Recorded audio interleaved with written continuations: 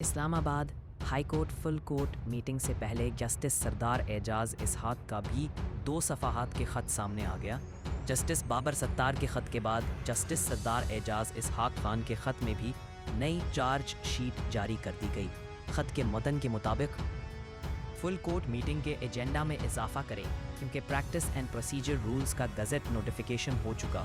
فل court meeting کے 1.5 روز قبل rules ججز سے رائے لینے کے لیے بھیجے گئے۔ Lahore high court rules adopt کرنے کے حوالے سے ججز کو پریزنٹیشن دی جانی چاہیے تھی، اب ایسے معلوم ہوتا ہے فل کورٹ میٹنگ ایک فارمیلٹی کے طور پر بلائی گئی ہے۔ اس صورتحال میں پریکٹس اینڈ پروسیجر رولز کے حوالے سے میں اس حوالے سے معنی خیز رائے نہیں دے سکوں گا۔ اس کے علاوہ انتظامی کمیٹی میں سینئر ترین اور سینئر ججز شامل نہ کرنے کو ایجنڈے کا حصہ بنایا جائے۔ فل کورٹ کی منظوری کے بغیر کیوں پریکٹس اینڈ پروسیجر رولز کا گزٹ نوٹیفیکیشن ہوا؟ ججز کے بیرون ملک جانے سے قبل NOC لازمی قرار دینے کے عمل ایجنڈے کا حصہ بنایا جائے۔